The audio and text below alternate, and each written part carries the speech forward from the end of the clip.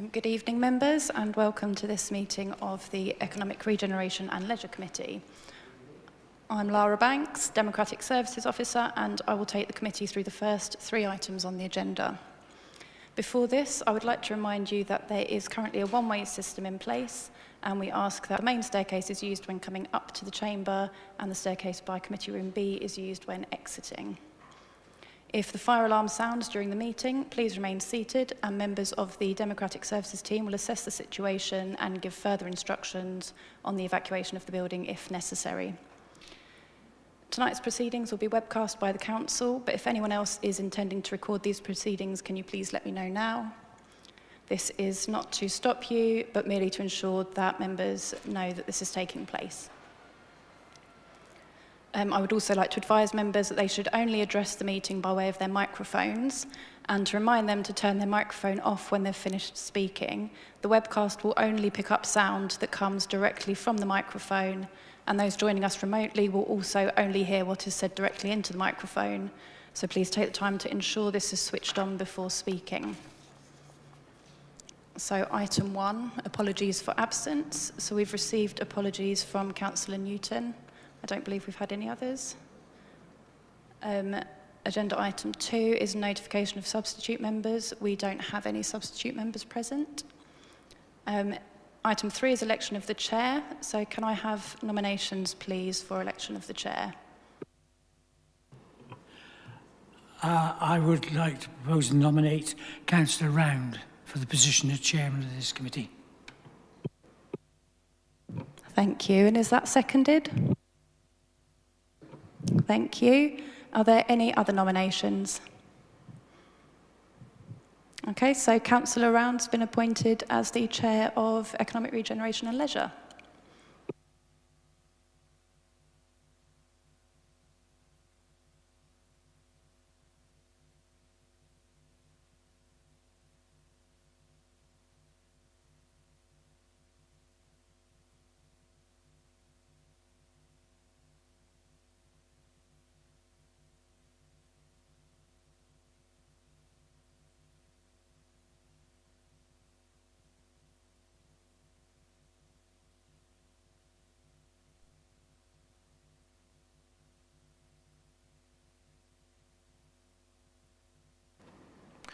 Right, thanking you very much.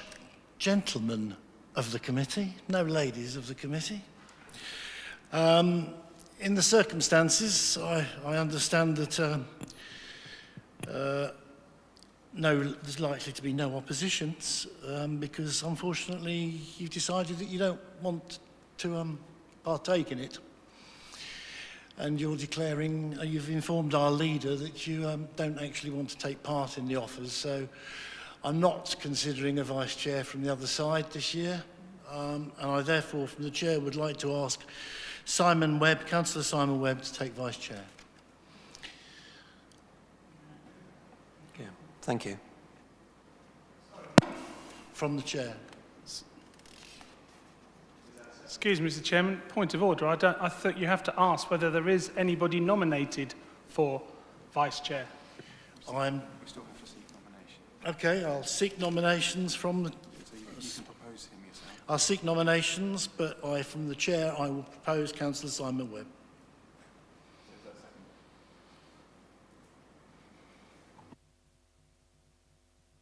Councillor Cox. I'd like to nominate Councillor Paul Harper. There are therefore 2 nominations.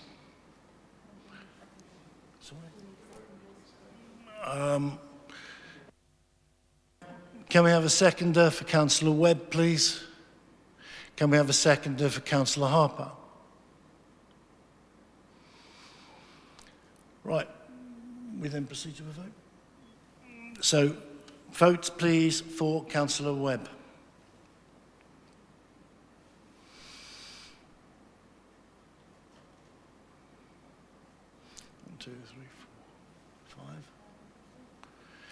Votes please for Councillor Harper.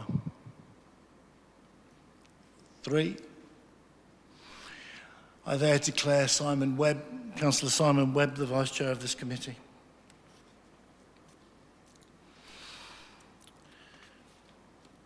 Right. As a result of the agenda, are there any urgent items? Councillor Harper. Yeah, I'd just like to take this opportunity to congratulate you, Martin, on being appointed chair. I think we worked well together for the last year, and to be honest, if there was anybody who was going to replace me as chair of ERL, I think it would be you I would be wanting to do, because I've got a lot of confidence in you from our relationship we've had over the last year. Just wanted to put that on the record. Thank you. I thank you very much, and since it's probably not so much an urgent item, but it is a comment, I'd like to thank you for the previous year and serving as your vice chair. And indeed, we did collectively actually achieve a great deal. And whilst I'm here to address members, but for Councillor Newton, it's still a very interesting committee, and I'll be absolutely delighted to chair this because we have such a blend of returning experience, good experience, and young, vital groups as well. It's good to see you back, Councillor Nagy, on this committee. Sometime since you were last on a committee of a similar type. And good to see all our new members as well, which is it's going to be quite a good dynamic group. So I'm looking forward to the year. Officially, I now say, we do officially have a notification of visiting members, I understand. We do have Councillor Perry.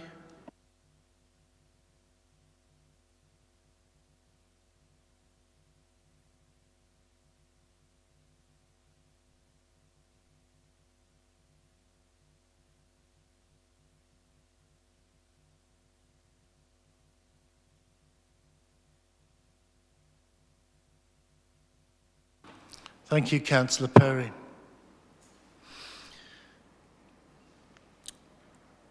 I now ask if there's any disclosures by members and officers. There are none. I now ask if there's any disclosures of lobbying. There are none. I now consider whether any items should be taken in private because of possible disclosure of exempt information. I move that items on the agenda be taken in public as proposed. Thank you. Minutes of the meeting held on the 20th of April. Can we just review those of us that were here, can we just review those minutes? And I think on that meeting, Councillors Hinder, Harper and Cox were here.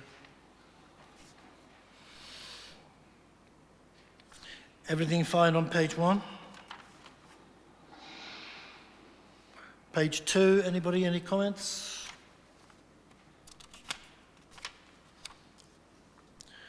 Page 3, obviously the key item there means that we've got plenty more discussion to take place on that. Page 4, wood contract. Page 5, we all agree that there are an accurate set of minutes. Thank you very much, gentlemen. Presentation of petitions. There are none, I believe.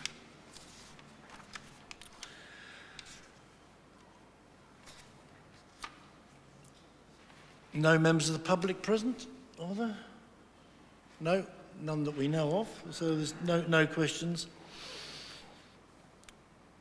No, therefore, any questions from members to the chairman? Officially, no? Yes, Chairman, I just wondered if I might ask, through you to John, the consultation's gone out, obviously clearly in here, it says it's an 8-week consultation. Could you tell me where it is published and how it is circulated throughout the borough, please? Yes, Yes, certainly. So it's on the consultation pages of the Borough Council's website. It's been sent to all the businesses on the council's or on Economic Development Services database of businesses. It's gone out to the Mason Economic Business Partnership. It's gone out to a database of community and voluntary groups, as well as the college and other stakeholders such as Locating Kent and Kent County Council. And it was also sent to parishes and ward members as well when it went on public consultation in May. No, sorry, just after the elections. It was June, wasn't it? Yeah. Hopefully that helps. Can I just say that there's going to be, I'm sure, a fair amount of exchange of information on the EDS over the next few months anyway.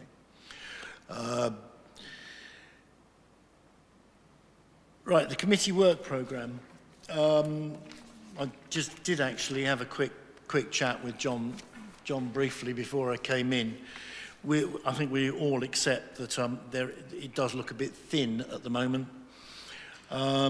So as a result, I am suggesting that the Vice Chair and myself have a fairly immediate meeting with John Foster as the main line manager for all the elements of work, and that we will review that as and when we can, as soon as possible. And naturally, I will feed all members anything that may happen with those discussions. Certainly, John. Thank you, Chairman. So I'm just looking at the list. There is one report to come to this committee. If members were aware, the government has been sending through to us anyway a number of business grants that we can be giving out to a range of different businesses, largely in the retail, hospitality and leisure sector, but there has been a certain amount of discretion that we have also been given to hand out to businesses who have suffered a significant loss of income over this COVID period. We are expecting a further tranche of just over £1 million, we hope, at the end of June, beginning of July. And there are some choices, I think, there about how we choose to spend that money in support of our businesses between now and March 2022, which is when the grant needs to be spent. So I'm hoping we can bring a paper to this committee for discussion and agreement shortly. Thank you. Thank you indeed for that, Mr. Foster. Any other comments on the work programme? Councillor Cox. Thank you, Martin. I had signalled earlier. I was going to suggest a couple of items to add to the work programme based on existing work already in hand. One of which I think it would make sense for the committee to, perhaps in the autumn period, review the revised museum opening hours and working arrangements, because clearly when we adopted those at our budget meeting and they came into effect from the 1st of April, they have had quite a severe impact on staffing and on the ability of the museum to undertake certain elements of work. And I know from colleagues on the Maidstone Museum Foundation, from some of the feedback I've received from them. So perhaps in the autumn, once the new opening arrangements have had a chance to run and, well, assume are past the current restrictions, I think it might make sense for the committee to review the opening hours and the working arrangements after a period of time. The other thing, which I know we have a briefing coming up in a couple of months around making Maidstone more active, but the whole idea of that work when it was embarked on about 2.5 years ago would be that it would be leading to recommendations on how this committee could actually look at making Maidstone more active. And if no outcome is presented to economic regeneration and leisure, one wonders really why we embarked on the large piece of work. So that may be something you'd wish to add to the work programme when you're having your discussions. And then just finally, and I know we've got Anne-Marie going to give us a presentation this evening, there's a work in hand in terms of arts and culture around the reopening of Maidstone, which I know some work's been done. Oh, she's arrived now. Some work's been done, and we're going to be advised of further work. So I think there might be an opportunity at a future meeting to have a report back around the work we're doing on culture, because I'm just conscious that other than agreeing the cultural strategy about 2 years ago, I actually don't think there's been any reports to this committee particularly on that, and it is a key area for us as an economy moving ahead. And I can stop filibustering now Victoria's around. Thank you, Councillor Harper. You've taken the words out of my mouth, because those are the issues I wanted to address. They were precisely the areas of work that I wanted to start discussing and coming up with, so we can put it on the work programme. All three of them, in fact. Councillor Nagy. Thank you, Chairman. I see most of the things cover strategy of money or economic development or something financial strategy. Most of them are money. But could someone explain to me what exactly fees and charges are, and what does pump track development mean for a layperson? Can I just hold you there, because we do have the answers, but was Councillor Cox going to ask anything similar to that? Thank you very much, Mr. Chairman. I was just going to say about the minutes that have just gone, and whether the last item on the minutes is going to come forward onto the work programme, which was the money spent on the museum, which we'll probably hear more about this evening. But I think that's not on there.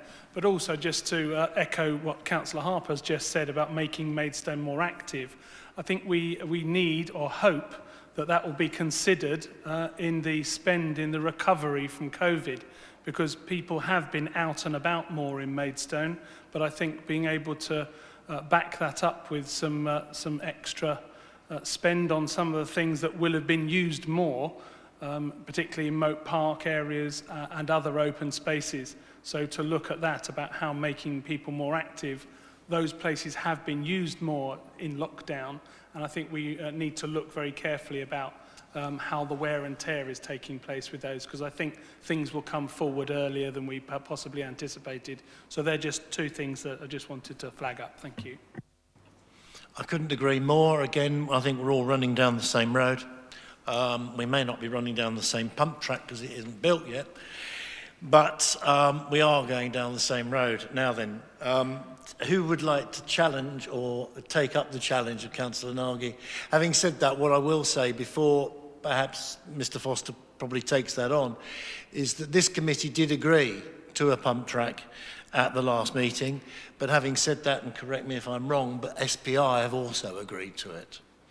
And it did come under the remit of the Strategic Planning and Infrastructure Committee originally. So therefore, reports are being drafted at this moment. We don't know enough exactly. So reports are being drafted by officers at the moment for presentation to committees, and I suspect that both committees will be involved. But I stand to be corrected and added to. Mr. Foster. No, you're absolutely right. So this was a member request for this committee to consider whether we should be introducing a pump track, which is basically it's a cycle track, a sort of BMX cycle track, off-road, often located in a park. So officers, in this case Mike Evans, will be considering that and bringing back a report later in the year. Fees and charges, that's a sort of it goes to all committees. It's about what we charge for certain activities, events, hiring of spaces, that sort of thing. So, for example, what we charge at the business terrace will be a fee and charge. What we charge for hiring Jubilee Square, for example, for charities or for businesses, that will be a fees and charges, and that will come to this group, and that will be led by somebody from our finance department. Follow up, Councillor Nugent? Yeah, do we still have football pitches? I didn't know if we got rid of them all for one reason or another. But so Maidstone Borough Council still have football pitches to rent and green areas? We do have football pitches. It's managed by Maidstone Borough Services, though, and I think the responsibility of Chi. Yeah.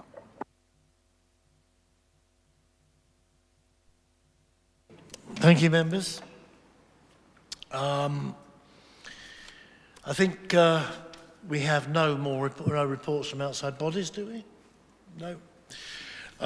So therefore, this is the conclusion of the meeting. However, having said that, we have some presentations to be made. Over to you, Mr. Foster. Sorry, I think we were going to close the meeting at this point and then take the briefings afterwards, if that's okay with you, Chairman. So officially the meeting is closed.